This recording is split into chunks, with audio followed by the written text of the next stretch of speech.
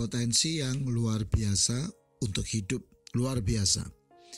Ia sendiri telah memikul dosa kita di dalam tubuhnya di kayu salib, supaya kita yang telah mati terhadap dosa hidup untuk kebenaran. Oleh bilur-bilurnya kamu telah sembuh.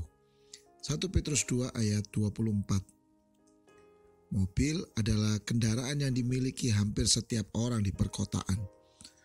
Mobil yang fungsi utamanya sebagai alat transportasi memungkinkan kita dapat bepergian dari satu tempat ke tempat lain dengan mudah, mengangkut barang-barang dan beban-beban, terlindung dari panas dan hujan, dan tentu saja kita tidak perlu berlelah-lelah lagi untuk berjalan. Namun, selain sebagai alat transportasi, mobil juga mempunyai fungsi sekunder sebagai penentu status sosial yang dapat dijadikan sebagai benda kebanggaan. Merek dan tipe tertentu mempunyai harga yang jauh lebih mahal dengan tingkat kenyamanan yang lebih baik dari kebanyakan mobil lainnya. Namun apa yang terjadi seandainya ada orang yang menggunakan mobilnya hanya sebagai tempat berlindung dari panas dan hujan, sementara barang-barangnya dipikul sambil berjalan, mendorong mobil yang seharusnya ditumpanginya? Mobil sebagai fasilitas yang sangat baik untuk meringankan beban, membuat perjalanan menjadi nyaman, tetapi justru malah menjadi beban yang sangat berat. Tentu saja kita tidak akan pernah melihat kejadian konyol seperti itu, karena semua orang tahu fungsi utama dari sebuah mobil.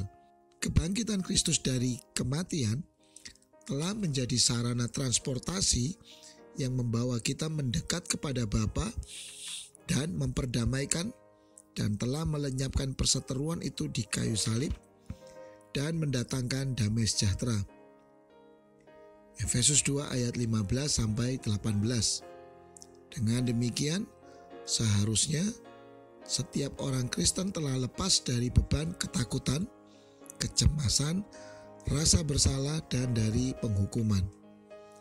Tetapi berapa banyak anak-anak Tuhan yang menyadari hal ini? Berapa banyak yang telah menikmati persekutuan dengan Yesus Kristus dan hidup dalam kelimpahan sukacitanya? Alangkah konyolnya melihat anak-anak Tuhan yang menjadikan Kristus hanya sebagai pajangan, hanya sebagai status, tetapi masih terseok-seok memikul beban dosa dan hidup dalam ketakutan. Coba renungkan bagaimana para rasul dan murid-murid Kristus yang mengalami transformasi hidup dari orang-orang biasa saja, bahkan cenderung pengecut, menjadi pahlawan-pahlawan iman yang sampai mati pun mereka tetap kokoh dalam Kristus. Tengoklah Stefanus dalam Kisah 7 ayat 60. Sementara dilempari batu yang seharusnya dia merasakan sakit pada tubuhnya, malahan sambil berlutut ia berseru dengan suara nyaring, "Tuhan, janganlah tanggungkan dosa ini kepada mereka."